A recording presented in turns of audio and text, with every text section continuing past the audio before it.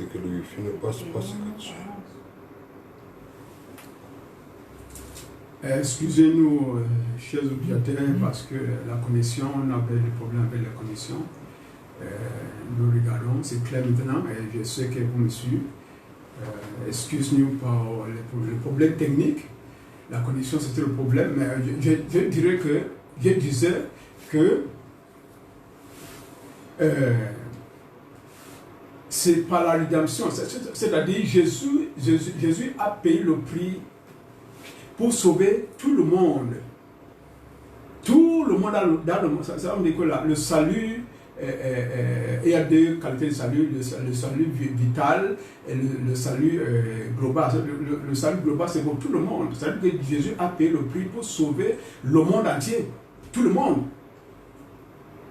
Et voilà pourquoi on dit qu'il y a la grâce universelle et la grâce spéciale. La grâce universelle, c'est pour le monde, tout le monde entier, sans exception. Bon, le salut vital, c'est pour nous qui sommes déjà acceptés Jésus-Christ, et nous sommes en Jésus-Christ.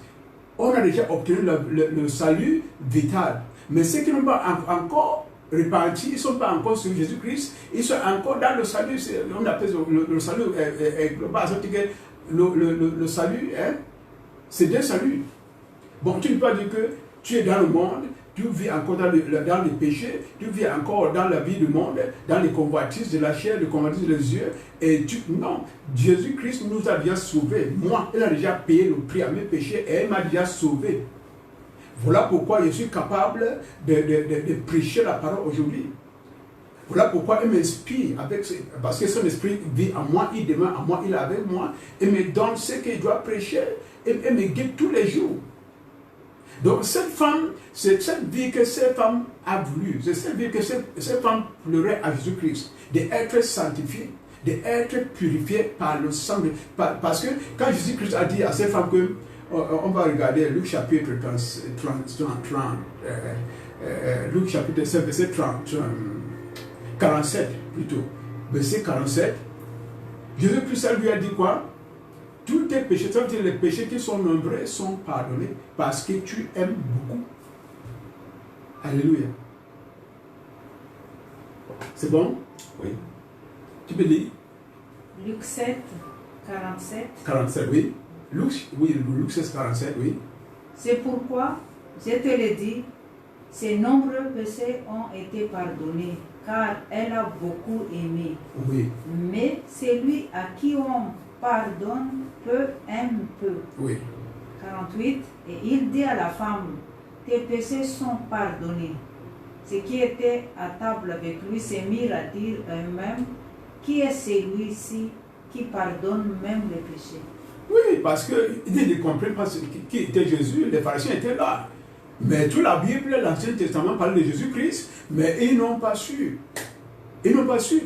Jésus pardonne les péchés parce qu'il a l'autorité de pardonner les péchés, mais les pharisiens, ils sont là pour juger les péchés, pour condamner les péchés, mais Jésus est venu pour donner la vie éternelle.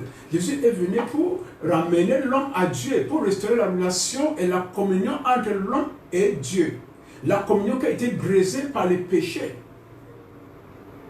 Parce que si on regarde, Adam est mort à 930 ans. Ça manquait 70 ans pour faire Adam 1000 ans. Si nous lisons Genèse chapitre 5, vous verrez ça là-bas. Il y a des gens qui ont vécu 950, 960. Donc si nous regardons dans ce sens, Dieu n'a pas créé l'homme pour mourir. Dieu a créé l'homme pour vivre éternellement. C'est parce que l'homme a chuté, voilà pourquoi Jésus est venu maintenant pour ramener l'homme. Ça c'est le seul but que Jésus venait sur terre. Le seul but, pour ramener l'homme à Dieu. Mais jusqu'à aujourd'hui, beaucoup de gens ne comprennent pas ça, ils ne comprennent pas. Les gens de religieux aussi ne comprennent pas. Ils disent non, comment un homme peut mourir pour les péchés des autres. Parce qu'ils n'ont pas... l'ennemi ou bien le diable les a aveuglés, il ne comprend rien. Même s'il comprend, il entend, mais il ne comprend rien. Il regarde, mais il ne voit rien. C'est ça la Bible. Le diable les a aveuglés parce que voilà pourquoi on ne peut pas les laisser. On ne peut pas laisser ces gens qui ne comprennent pas, parce que des fois dans le quartier ou bien dans les maisons, tu parles à quelqu'un de Jésus, tu parles, non, non, non, non, moi je ne peux pas écouter ça, je ne peux pas écouter ça, je ne peux pas écouter ça. Je suis d'accord avec ma vie et j'ai fait ma vie. Ces gens sont ignorants parce que quoi? Le diable, la Bible dit, le diable les a aveuglés. Donc on ne peut pas les laisser parce qu'ils refusent d'écouter la parole. On doit prier pour eux tout le temps. On doit prier pour eux tout le temps et on doit les suivre toujours avec la parole. Avant d'aller à l'évangélisation, c'est de prier pour ces gens qui ne veulent pas écouter parce que un jour, notre prière peut changer leur vie. Notre prière peut les amener à Dieu parce que c'est la prière qui est très importante plus que l'évangélisation. Si tu peux évangéliser sans la prière, sans prier d'abord, que Dieu touche ces gens, c'est un peu difficile pour avoir ces gens. Bon, nous parlons de cette prostituée parce que nous connaissons que la vie des prostituées, c'est la vie de la colère, c'est la vie d'impurité, c'est la vie d'infidélité, c'est la vie d'immoralité, c'est la vie de mensonge. C'est ça. La vie de mensonge, tous les fruits le fruit de la chair. Le fruit de la chair, si tu connais bien le fruit la différence entre le fruit de la chair et l'esprit d'esprit, c'est Galates chapitre 5, verset 21, 22, 23. Là, si tu lis là-bas, tu vas bien suivre ce que me dit le fruit de la chair et le fruit de l'esprit. Parce que la Bible dit vraiment que c'est ceux qui sont conduits par l'Esprit de Dieu qui sont les fils de Dieu. Ça, c'est Romains chapitre 8, verset 14. Ceux qui sont conduits par l'Esprit de Dieu, c'est ceux-là qui sont les fils de Dieu. Donc, c'est-à-dire, si tu n'es pas conduit par l'Esprit de Dieu, tu n'es pas le fils de Dieu. Aujourd'hui, nous voyons beaucoup de gens, oui, je suis chrétien, mais est-ce que tu es conduit par l'Esprit de Dieu? Ça, c'est la question. Est-ce que tu es conduit par l'Esprit de Dieu? Ça, c'est la question. Parce que nous voyons ici que beaucoup de gens courent derrière Jésus-Christ sans la vision. Beaucoup. Ils courent derrière Jésus-Christ sans la vision. Et cette catégorie de gens peut être arrêtée ou bien peut être stoppée par les circonstances. Les circonstances peuvent arrêter. Les circonstances peuvent les mettre à changer les confessions en Jésus-Christ. Parce que quoi? Ils n'ont pas la vision. Ils n'ont pas la vision. Ces gens, ils courent autour de l'église, autour des hommes de Dieu, mais pas autour de Jésus-Christ. Parce que quoi? Il manque la vision. Ce problème, c'est la vision. Ils n'ont pas la vision. C'est bon de courir Jésus avec une vision. Et la vision, c'est d'atteindre la vie éternelle. Parce que le but de l'église, c'est la vie éternelle. Il n'y a rien qui est plus que ça. C'est la vie éternelle. Parce que si nous connaissons ce qui va arriver aux non-croyants, si qu'on puisse arriver, parce que si tu lis le livre de Pierre, chapitre 3, tout le chapitre 3, tu vas comprendre, tu vas voir ce qui va arriver aux pécheurs. Parce que ça serait grave. Si nous lisons la fin du temps dans Matthieu 24, et Marc 13, ça c'est le verset pour connaître ce qui va arriver aux ceux qui nous doivent croire à Jésus-Christ. Et la Bible, elle l'a établi pour nous guider, pour nous faire suivre ce qui était là, qui a vraiment agi dans la foi, et ils ont vaincu le monde, ils ont vaincu le péché, ils ont vaincu tout, ils ont la victoire, parce que la victoire vient par la foi. Sans la foi, sans la victoire. Dans la vie chrétienne, sans la foi, sans la victoire. Parce que la victoire, c'est par la foi que tu peux obtenir la victoire en Jésus-Christ. Alléluia. Ça c'est la vérité de ce qu'on appelle l'église. Ça, c'est la vérité de l'église. Ça ne sert à rien d'aller à l'église. Nous vivons dans la même vie que nous ont quitté dans le monde. L'église, c'est un endroit pour changer la vie des gens. Parce que dans l'église, le Seigneur nous a donné quoi? Le Seigneur a nommé les gens à l'église pour enseigner la vérité. Le Seigneur a nommé les gens dans l'église pour édifier les chrétiens, pour faire grandir les chrétiens. Donc si tu entres dans une église, dans 6 mois, tu n'as pas changé, tu vis encore la vie du monde. Il faut quitter là-bas parce que quoi? c'est un peu dangereux de vivre dans cette église. C'est un peu dangereux. Parce que quoi? Le monde a pu dire quoi? Jésus nous a dit, il nous a conseillé que quoi? Si le monde vous haït, c'est haï, non? Si le monde vous haït, sache qu'il m'a haï d'abord. C'est ça. Donc un chrétien n'est pas l'ami du monde. Donc le monde va te détester. Un vrai chrétien qui a vraiment en Christ, qui a reçu le Saint-Esprit, va se détester par le monde. Bon, tu n'es pas l'ami du monde. Pourquoi vis-tu dans la vie du monde si tu es déjà dans la vie en Christ? Le monde, ce n'est pas... la Bible dit que nous vivons dans le monde, mais nous ne sommes pas dans le monde.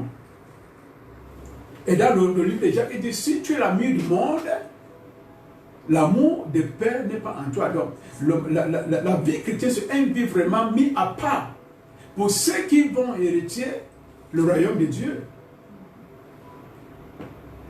La vie chrétienne, c'est une vie mise à part. Ce n'est pas une vie du monde. Beaucoup de gens vivent parce qu'ils voient à la télévision. Ça, c'est une mauvaise vie. Beaucoup de gens vivent parce qu'ils voient à la télévision. La télévision n'est pas conduite par les chrétiens. Beaucoup de programmes dans la télévision sont mis là-bas par les gens du monde. Et si tu vis une vie, quand tu vois ce qui se passe à la télévision et tu fais l'imitation, on dit l'imitation, hein? Tu vois quelqu'un qui a fait le coiffe un côté de la tête, tu as aussi dit copier ça. Quelqu'un qui a mis les chaînes dans les pieds, tu mets aussi les chaînes dans les pieds. Quelqu'un qui a mis ce tatouage, toi aussi tu fais le tatouage. Ça c'est très mauvais devant Dieu. Dieu n'aime pas cette vie. La vie de photocopier, ce n'est pas une vie que les chrétiens doivent vivre. Ça c'est la vie de photocopier. Ça veut dire que tu n'es pas une personne, tu copies que la vie des gens. C'est Jésus qui est notre modèle. Dessus, c'est dessus Jésus-Christ parce que c'est lui notre modèle. Et si tu veux suivre Jésus-Christ, sa parole est là, sa parole c'est lui-même. Donc on doit vivre une vie vraiment, une vie qui est détestée par Dieu. Viens même pas cette vie que tu as copiée sur la télévision. On vit comment?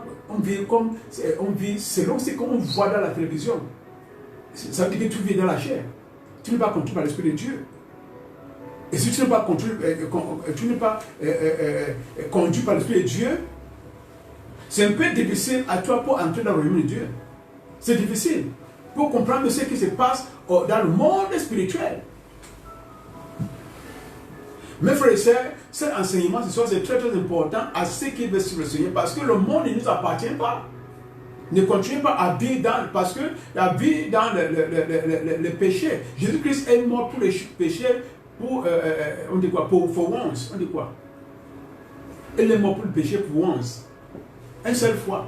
Et la Bible dit que si nous continuons à pécher, il n'y a plus de sacrifice pour ça. Donc si tu es chrétien et tu vis encore dans le péché, il n'y a pas de sacrifice. Si tu sais que tu dois avoir en toi, c'est la peur. La peur. Mais si tu arrêtes, parce que le Saint-Esprit est là pour nous aider, pour arrêter de pécher. Jésus n'est pas là en personne, mais son esprit est là. Le même Jésus qui avait pardonné le péché de cette prostituée, le même Jésus est là aujourd'hui. Il pardonne notre péché parce qu'il a la compassion pour nous. Il ne veut pas que personne puisse. Il ne veut pas que tu parles en feu parce que l'enfer est un mauvais endroit. C'est très important cet enseignement de mes frères et sœurs, qu'il faut garder ton cœur. Garde ton cœur, garde la parole de Dieu, garde ta vie, parce que ta vie n'appartient pas au diable. Le diable, c'est lui qui vole notre joie, c'est lui qui détruit notre vie, c'est lui qui tue. Dieu n'a pas raison, Dieu n'a aucune raison pour te tuer quand tu es encore jeune. Même si tu es déjà vieux et tu es en Christ, si tu meurs, parce que ça, la Bible dit quoi? Tu es en train de dormir, tu dors. Mais là, tu es déjà en Christ. Tu es déjà là où... on enterre que ton corps physique. Ton esprit est déjà parti en Jésus-Christ. Là, tu es tranquille là-bas. Mais aujourd'hui, nous voyons quelqu'un meurt, quelqu'un n'a jamais vu, qui n'a jamais connu Jésus-Christ. Il meurt, tu vois, les gens disent, oh, on écrit dans on dit quoi? Des choses qu'on met comme ça, on dit, repose en paix, repose en paix. Est-ce que tu connais là où il est parti? Sa vie, ça pour Jésus-Christ. Et quand le vous, ça c'est l'ignorance. Oui, ça c'est l'ignorance parce que quoi? Dieu a créé l'homme et il a donné l'opportunité de choisir. Il a donné de choisir. Comment tu vas vivre ta vie? Comment? Si tu veux suivre Jésus-Christ, tu veux suivre Dieu, c'est bon. Si tu veux suivre le diable, parce qu'il y a des gens qui ont décidé de suivre le diable. Il y a aussi des gens qui partent à l'église parce que quand il meurt, c'est le chrétien qui va lui enterrer. Et il pense que si le chrétien lui enterre, il va aller à Jésus-Christ, c'est faux. Ça, c'est les cérémonies. Les cérémonies seulement. Parce que quand tu meurs, malgré que tu étais à l'église, hein? Malgré que tu étais à l'église, des fois tu meurs, Jésus-Christ, quand tu te regardes, il te connaît pas. Parce que tu étais dans l'église, tu ne fais pas sa volonté. Le problème, c'est la volonté de Dieu. Le problème, c'est l'obéissance. La Bible dit que quand Jésus-Christ entre dans notre vie, il met la fin à notre passé et il nous donne la naissance à notre avenir. Notre avenir, c'est quoi? C'est pour hériter le royaume de Dieu. Notre avenir, c'est quoi? C'est la vie éternelle. C'est pour la prospérité, parce que quoi? Tu es déjà prospère. Lorsque tu as le Saint-Esprit en toi. Lorsque tu as le Saint-Esprit, tu es déjà prospéré. Tu n'as pas besoin de prier encore pour prospérer, parce que le Saint-Esprit en toi, tu es déjà sauvé. Tu es déjà la marque de la vie éternelle en toi, qui est le Saint-Esprit. Alléluia. C'est très important cet enseignement, mes frères et sœurs, ce soir. Et il faut suivre, tu peux même, selon Romains 8, 14, qui dit que ce sont ceux qui sont conduits par l'Esprit de Dieu qui sont les fils de Dieu. Là, toi-même, tu peux juger toi-même si vraiment tu es fils de Dieu. Tu peux juger toi-même si tu es l'enfant de Dieu par ces versets. Si tu lis même le Romains 8, c'est un chapitre très important. Romains 8. Je conseille les gens ce soir, prends ton temps, prie et lis ces versets, ces chapitres, tout. Tu vas voir beaucoup de choses là-bas, beaucoup de choses. Beaucoup de choses. Parce que la Bible, au commencement, la Bible dit là-bas, dans le début de ce chapitre, que ceux qui sont en Christ, la Bible dit que il n'y a plus de condamnation à ceux qui sont en Christ. Ça, c'est verset 1. On va regarder cette. Romains chapitre 8. Verset 1, oui.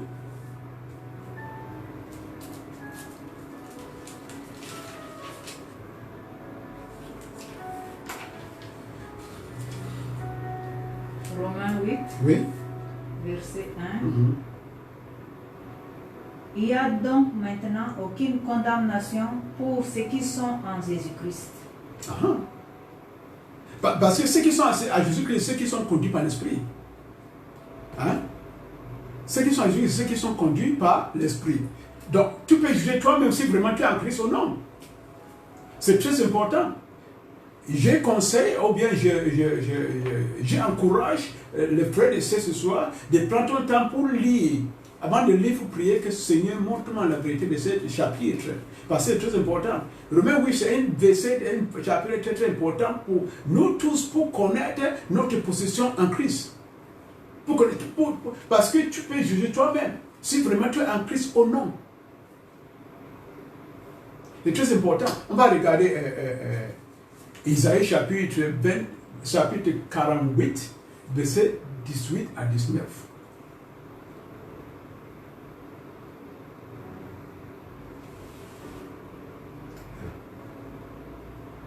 Alléluia. Isaïe chapitre 43. Isaïe 43. 18 à 19. 18 à 19, vous dites ceci. Oui.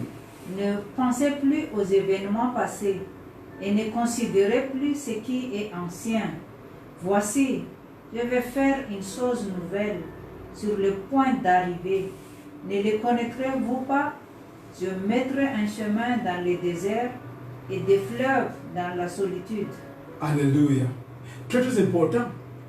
Si nous voyons bien, quand Jésus-Christ a vu cette femme, la foi de cette femme, elle n'a pas considéré son passé. Elle a regardé seulement l'avenir, ce que cette femme serait demain. Elle n'a pas compté à ce que la femme elle a fait dans toute la vie, non. Elle a vu que quoi? Son avenir. Voilà pourquoi Isaïe dit là-bas, ne compte plus ce que tu as fait avant. Laissez ça, abandonne tout ce que tu as vu passée, abandonne ça. Viens à moi, je vais te changer et je vais créer un autre pas, un autre chemin à toi. Un chemin que tu ne peux jamais regretter. Un chemin que tu ne peux couler l'âme. Un chemin de la vie éternelle. Un chemin de fleuve. Alléluia. C'est très important, nous voyons ici, très important. On va regarder encore Isaïe chapitre 1, verset de suite. Isaïe chapitre 1, verset de suite. Isaïe 1, 1, verset de suite. verset 18 dit ceci. Venez et plaidons, dit l'Éternel. Si vos péchés sont comme le cramoisi, ils deviendront blancs comme la neige. Oui. S'ils sont rouges comme la pourpre, ils deviendront comme la laine. Je continue. Le verset 1 seulement, verset 18. Bon, nous allons voir, Dieu nous invite. Viens, on s'assoit, on regarde, on raisonne ensemble. Même parce que Dieu a la compassion à ses enfants. À tout le monde, la compassion. C'est que nous devons noter ici que Dieu ne regarde pas le jugement que Dieu va juger, ce n'est pas par la colère de ta peau, c'est la peau. Le jugement de Dieu, ça ne sera pas la colère de ta peau, mais c'est par ton personnage. Le caractère, ton caractère. Parce que quand Dieu nous regarde, il nous regarde avec la robe blanche. Il ne regarde pas notre peau. Parce que tous chrétiens ont la robe blanche. La robe blanche. Notez ça très bien. C'est les yeux. C'est ce que Dieu nous regarde. Parce que tous les chrétiens, au niveau spirituel, tous les chrétiens sont porteurs de robes blanches. C'est par ces robes blanches que Jésus nous regarde. Et il voit les tâches. Ce qui vit dans le péché. Il voit d'autres que les tailles sont changées, mais la couleur est blanche. Il y a comme ça, il y a des chrétiens, ils sont sauvés, mais ils ne connaissent pas qu'ils sont sauvés. Ils vivent encore la vie du monde. Là, les taches vont changer la couleur blanche de ta robe. La robe on appelle ça wedding, de le jour de mariage. Le mariage entre les chrétiens et le Seigneur, parce que l'église, c'est l'époux du Seigneur. Et quand le Seigneur revient et que ta robe est vraiment avec les tâches, tu vas rater l'enlèvement, ça c'est vrai. Lorsque tu deviens chrétien, tu as un robe blanc, complètement blanc. Et ce que les chrétiens doivent faire, c'est de maintenir cette couleur blanche. C'est de maintenir cette couleur blanche, afin qu'ils vont reçu pour l'enlèvement, afin qu'ils vont reçu la vie chrétienne, afin que quoi? Ils vont recevoir les couronnes. Les couronnes. Parce que le Seigneur, il prépare les couronnes à tous les chrétiens. Les couronnes. Parce que c'est un vie de couronne. C'est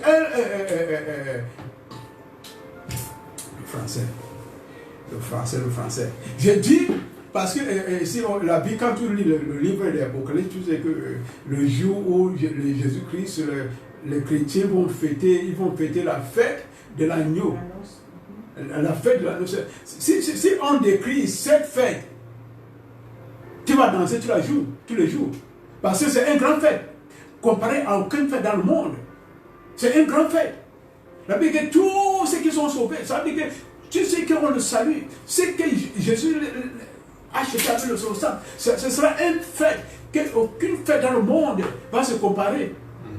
Et il n'y a aucune fête dans le monde qui peut comparer la fête que la Bible décrit, parce que la Bible ne va pas parler beaucoup de ça, mais c'est une fête. Si on dit quoi? Si tu vois très bien, c'est une fête vraiment qu'il n'y a pas de fête dans le monde. Parce que tu se fêtais avec ton sauveur, ton Seigneur, ton Dieu. Ce n'est pas une petite fête. Donc imaginez que tu étais dans l'église et tu rates cette fête. Comment tu vas sentir? Parce qu'au niveau spirituel, cette fête va passer et ceux qui sont en enfer, ils vont connaître, ils vont voir la fête. Parce qu'au niveau spirituel, tu vois tout. Hein? Au niveau spirituel, tu vois ceux qui sont morts, qui sont en enfer, tu les vois. Ben, il y a une démarcation. Comment on appelle une démarcation? Séparation. Séparation. Parce que vous regardez ceux qui sont avec Jésus-Christ en haut, vous sur la terre, dans le feu éternel.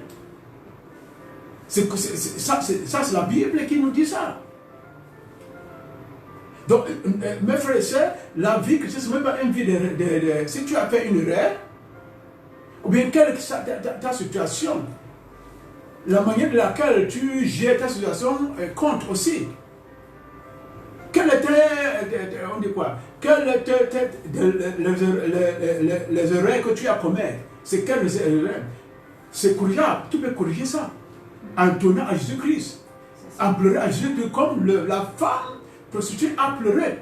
Jésus-Christ, il a la compassion pour pardonner tes péchés tout. Ton erreur, c'est que tu as commis, quelle erreur que tu as fait, quel mal que tu as fait, il faut tourner à Jésus-Christ comme c'est fait. Il faut lire bien l'histoire. Et tu vas connaître que Jésus nous regarde, même si nous sommes péchés, il est prêt à nous pardonner. Il est prêt à nous amener à lui. Il est prêt à mettre fin à notre passé. Il est prêt à mettre fin là où nous venons. Il est prêt à nous donner la naissance à une nouvelle vie, à notre avenir. L'avenir, il faut penser bien. Si Jésus te donne donne la naissance à une nouvelle avenir, c'est très important. Ta avenir sera un avenir brillant. L'avenir avec l'espoir. Parce que l'espoir, Jésus-Christ, c'est l'espoir vraiment qui n'échoue pas, c'est ça? L'espoir qui n'échoue pas. C'est l'espoir que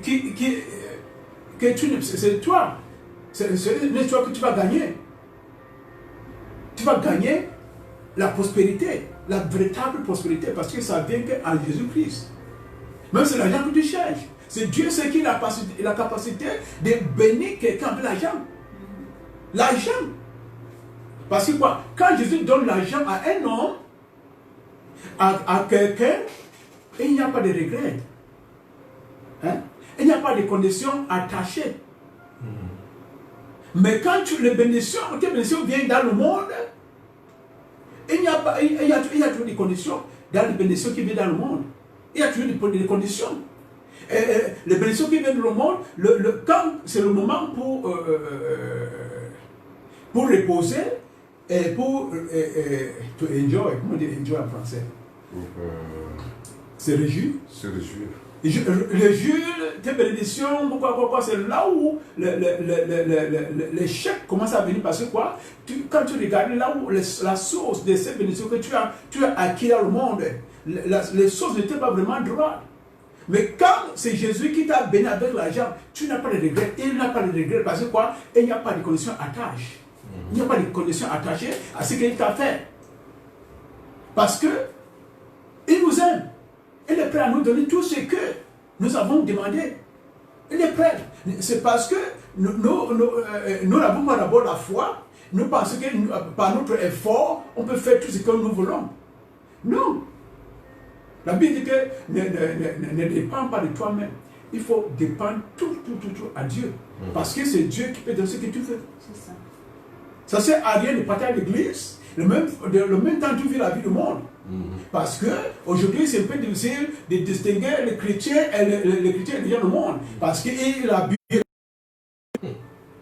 font les mêmes choses et ils regardent les mêmes télé. Donc ils pensent que si ils voient le même programme, tu vois, c'est un peu difficile. Hein? C'est difficile. Mais toi, chrétien, Jésus-Christ nous a donné la sagesse comment vivre dans le monde. Parce qu'un chrétien, le monde n'aime pas un chrétien. Un chrétien, le diable va te poursuivre jusqu'à... Si tu ne vas pas fort, tu vas tomber encore dans le monde. Hein? Parce qu'il vient là-bas, là où nous allons. Il vient là-bas. Il était là-bas, on l'a cherché là-bas, il connaît, mais il ne veut pas que tu parles là-bas. Il veut que tu le suives à l'enfer. dès le jugement. Donc tu n'as pas... Il faut être sage parce que le Seigneur nous a donné la sagesse comment sauver, comment être sauvé dans ce monde. Comment échapper tout on appelle ça quoi? Trap. Comment on appelle trap? Tous les pièges. Oui, pour échapper tous les pièges du diable. Parce que le diable ne suit pas, il ne poursuit pas ceux qui ne sont pas chrétiens. Si tu regardes très bien, le diable n'a rien à faire avec ceux qui ne sont pas chrétiens. Mais il poursuit que les chrétiens. Les gens de religion, le diable ne les poursuit pas parce qu'il sait que ces gens lui appartiennent.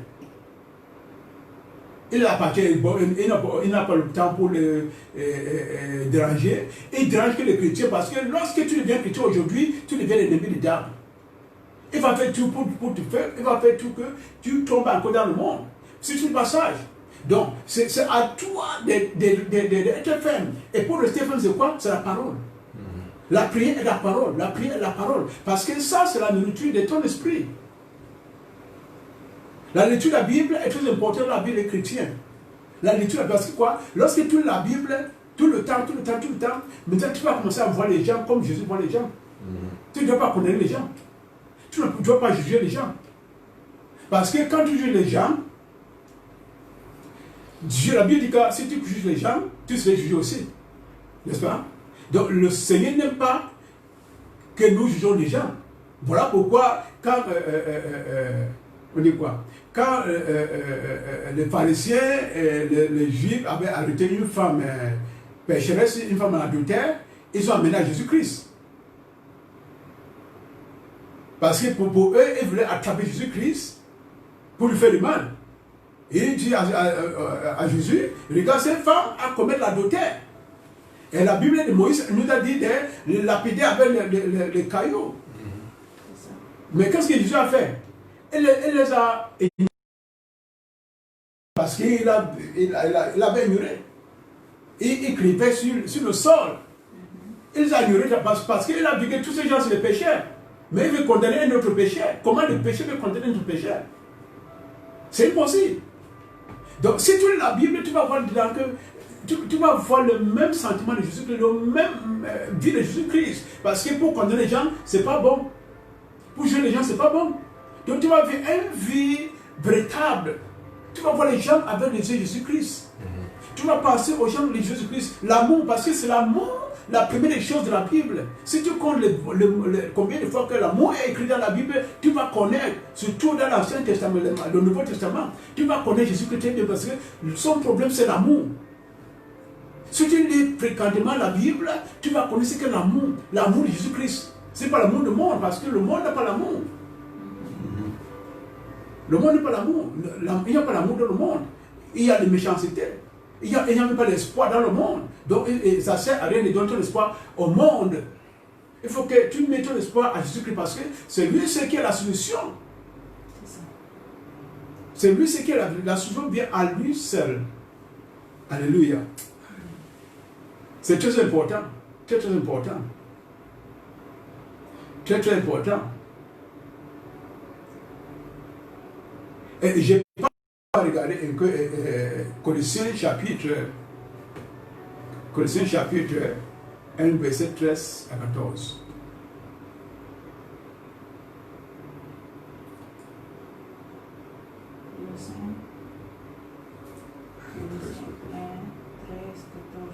Oui.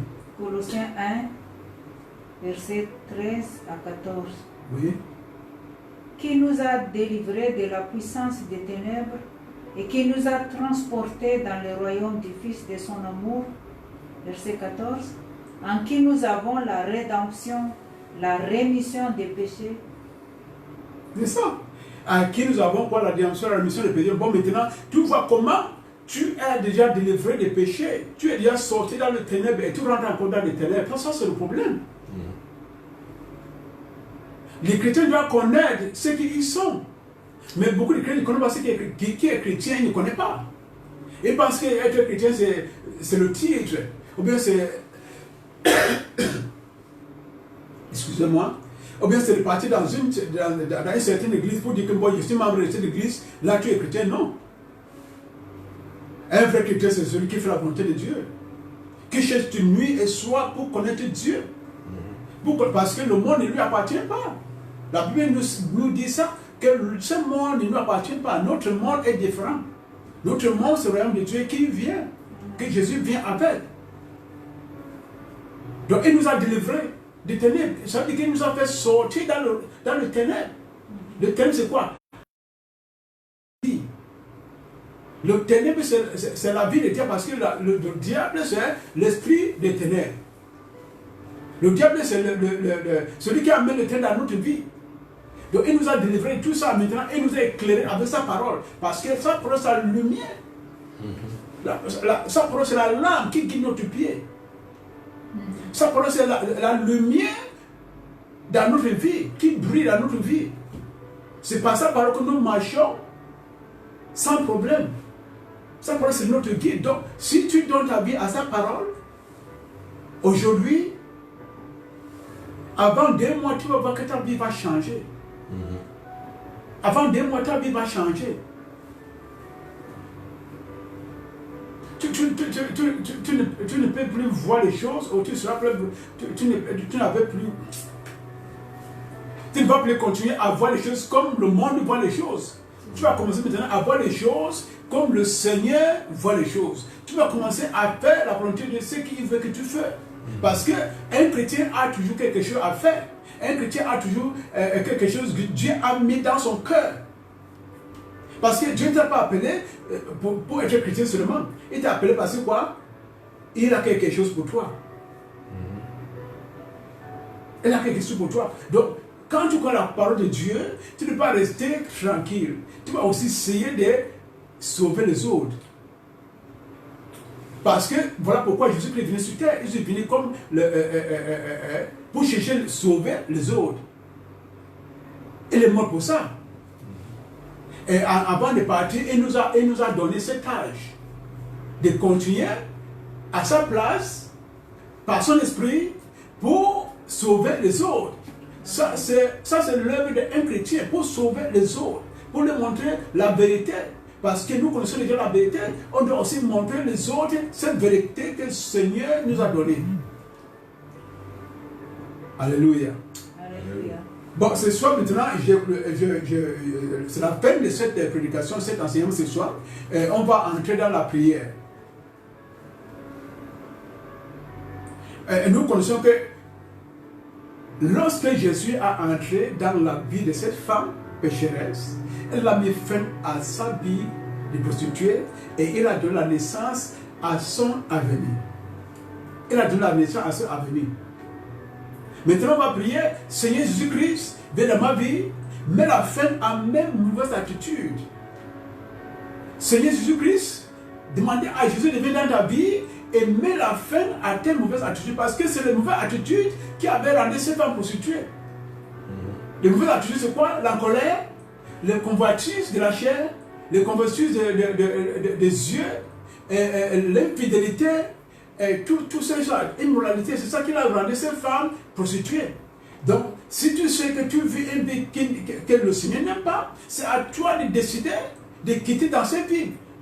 Inviter le Seigneur Jésus-Christ, Seigneur, viens dans ma vie, mets la fin à ma vie, ma vie de péché, la jalousie, l'envie, on dit l'envie, l'infidélité, l'immoralité, de suite. Il y a beaucoup de péchés.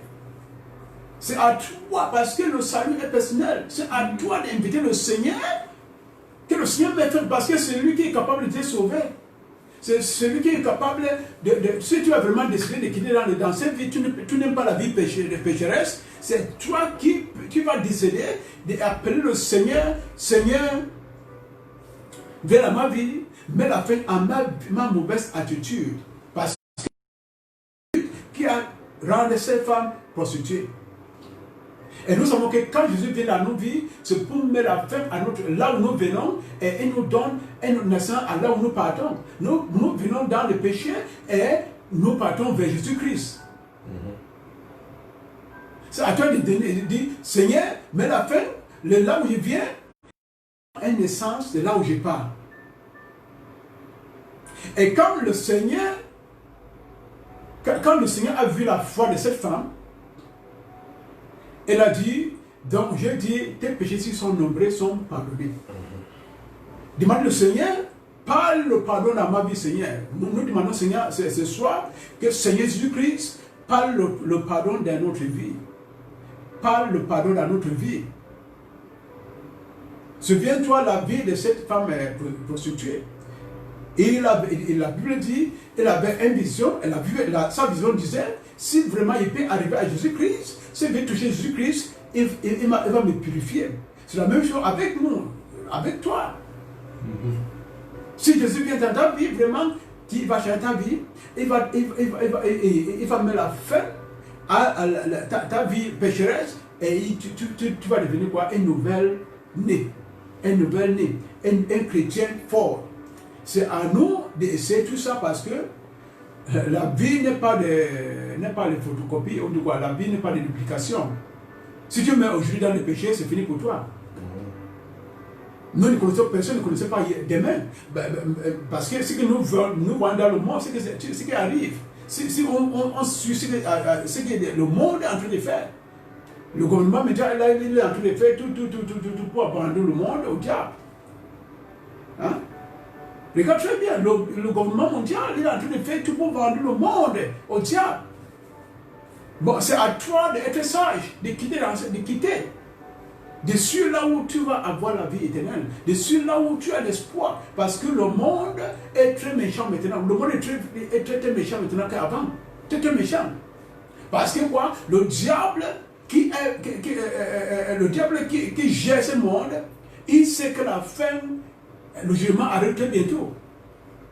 Le diable sait très bien que le jugement arrive très bientôt. Voilà pourquoi le monde devient très méchant. Parce que le monde ne peut pas donner la paix. C'est Jésus qui est le prince de la paix. C'est lui qui peut donner la paix à toi. Bon, il faut quitter le monde. Ne vis pas un vie de photocopie. Un vie de ce que tu vois dans la télévision, tu copies, c'est tout comment habiter ça. Ça, ce n'est pas une bonne vie. Et il faut suivre la parole de Dieu. Il faut mettre les chiens chrétiens dans ta vie, dans ta maison. Il faut éduquer tes enfants dans la parole de Dieu. Il faut éduquer tes enfants parce que c'est très important. Il est important que tu es sauvé, tes enfants ne sont pas sauvés.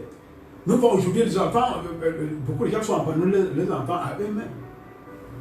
Il faut prier tous tes enfants, tu enseignes la parole de Dieu, tu parles de Jésus-Christ. Tu enseignes comment prier parce que c'est très important. La prière va nous guider jusqu'à le Seigneur vient. La prière va nous guider jusqu'à nous mourons. Donc, ce n'est pas l'affaire que, même la musique dans la maison, la musique, il y a un secret derrière la musique. Il y a un grand secret dans la musique. Celui qui est sauvé ne peut pas jouer la musique du monde. Il ne peut pas.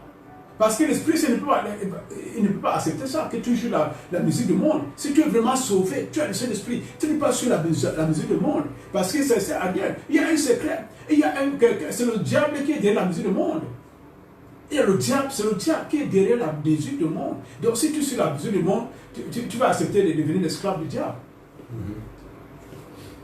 Dans ta maison, il faut être sûr, si tu es vraiment chrétien, il faut être sûr de mettre les chaînes de télévision, les chaînes de prédication, les chaînes de jeux dans ta maison. Vraiment, les vraies prédications. Parce que c'est ça qui te fait grandir. Spirituellement, c'est ça qui te donne quoi? Qui te fait grandir chaque jour dans la parole de Dieu. Parce que tu vois, il y a des chaînes, parce qu'il y a des chaînes dans le monde francophone. Les bonnes chaînes. Les bonnes chaînes. Il faut chercher à savoir quelles sont les bonnes chaînes qui donnent vraiment la véritable parole. La parole qui sauve. Ce n'est pas la prospérité parce que beaucoup, l'Afrique, il aime la parole, le péché, prospérité. Non. La prospérité, ce n'est pas biblique. Ce n'est pas biblique. Si nous regardons tout le Nouveau Testament, pourquoi ne pas prêcher tout ça? Pierre ne va pas prêcher ça. Même Jésus ne va pas prêcher tout ce qu'on prêche aujourd'hui à l'église. Prospérité, quoi, tout ça, non. Un chrétien doit chercher à savoir la vérité. Et si tu as la vérité, Dieu va te conduire dans les chaînes qui enseignent la vérité. Et quand tu vois ces chaînes qui enseignent la vérité, là tu seras content. Parce que la parole de Dieu, c'est la nourriture. Alléluia. Bon, j'ai fini ici. Et puis Jésus-Christ, Seigneur, viens dans ma vie, parle dans ma vie, pardonne tous mes péchés, viens dans ma vie, mets la fin à tous mes passés, mets la fin à là où je viens et donne-moi une nouvelle vie, donne-moi un nouvel chemin, donne-moi une nouvelle voie qui est sûre pour être grand devant toi. Amen. Amen. Merci, mes chers auditeurs. Je conclue ici à vous conseiller de pratiquer la parole. Mets la parole dans la pratique. Parce que le problème de la parole, c'est le pratique. Ce n'est même pas prêcher, ce n'est même pas enseigner, c'est la pratique, l'obéissance. Parce que dans le monde, il y a beaucoup de prédicateurs. La parole, ce n'est pas ce qui prêche, c'est ce qui obéit. Parce que beaucoup prêchent, mais ils ne pratiquent pas ce qu'ils prêchent. Beaucoup. Ils prêchent, mais quand tu regardes leur vie, c'est un peu difficile. Il y a beaucoup qui sont les orateurs. Quand ils prêchent, ils se disent, oh, c'est qu'on doit prêcher, mais il y a beaucoup comme ça. Mais ce qui importe, c'est l'obéissance. Parce que c'est par l'obéissance que Dieu peut te bénir. Sans l'obéissance, tu ne peux pas recevoir quelque chose de Dieu. Soyez bénis vous tous et que Dieu vous garde jusqu'à nous tenir l'église, jusqu'à on ouvre les portes de l'église. Au revoir et bye bye.